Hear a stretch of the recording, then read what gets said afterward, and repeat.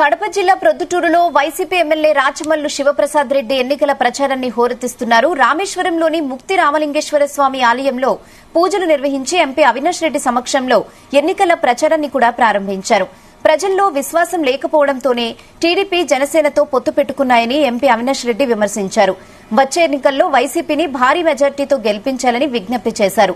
తర్వాత రామేశ్వరం నుంచి వసంతపేట మీదుగా వన్ టౌన్ కూడలి వరకు నాయకులు, కార్యకర్తలు, అభిమానులతో భారీ ర్యాలీ తీశారు. 2014 ఎన్నికల్లో మరి కరపత్రం ఇంటింటికి ఇచ్చారు. అందులో ప్రధానంగా ఏమన్నారు, బాబు అధికారంలోకి వస్తే ఇంటింటికి ఉద్యోగం ఇస్తామన్నారు.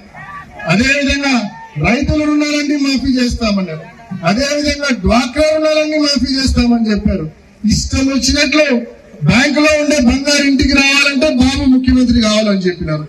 ఇన్ని హామీలు ఇచ్చినారు. కనీసం ఒక్కటంటే ఒక్క హామీ కూడా ఆయన 5 ఏళ్ల పరిపాలనలో నిలబెట్టుకోలేని పరిస్థితి, మాట తప్పిన పరిస్థితి మనమంతా కూడా ప్రత్యక్షంగా 5 ఏళ్ల పాటు 2014 నుంచి 19 వరకు మనమంతా గమనించాము. ఒక్కసారి అవన్నీ కూడా గుర్తుంచుకోమని చెప్పి మిమ్మల్ని అందరినీ కూడా మనవి చేస్తా ఉన్నా. ఇవాళ అదే చంద్రబాబు నాయుడు గారు, అదే పవన్ కళ్యాణ్ గారు మళ్ళీ కరపత్రం తీసుకొని మళ్ళీ ఇంటింటికి వస్తా ఉన్నారు. బాబు షూరిటీ అంట, భవిష్యత్తు గ్యారంటీ అంట. మీకు మీ హామీలకు అసలు వారంటీ లేదు. ఫస్ట్ ఆఫ్ ఆల్ వ్యాపారం అన్నా, హామీ అన్నా ఎవరు నమ్మే పరిస్థితి లేదని చెప్పి ఎవరికి అర్థం కాని పదాలు గ్యారంటీ అంట, షూరిటీ అంట వినడానికి బలంగా ఉన్నాయని చెప్పి చెప్తా ఉన్నారు. ఏ ఒక్కరూ మోసపోవద్దండి, తస్మాత్ జాగ్రత్త అని మనవి చేస్తా ఉన్నాం. మరి వీళ్ళ కుట్రలు తప్పకుండా, వీళ్ళ మోసపూరిత వాగ్దానాలు తప్పకుండా మనం అర్థం చేసుకోవాల్సిన అవసరం ఉంది.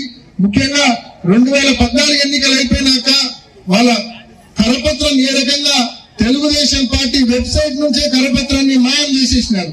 అదేవిధంగా 2024లో ఇంకా కౌంటింగ్ కూడా ముందు పూర్తి కాకముందే వాళ్ళ కరపత్రాన్ని వాళ్ళ వెబ్సైట్ నుంచి పూర్తిగా మాయం చేసేస్తారు. ఎందుకంటే అది గుర్తు పెట్టుకుంటే ప్రశ్నిస్తారు కాబట్టి ఎట్టి పరిస్థితుల్లో ఈ మోసపూరిత వాగ్దానాన్ని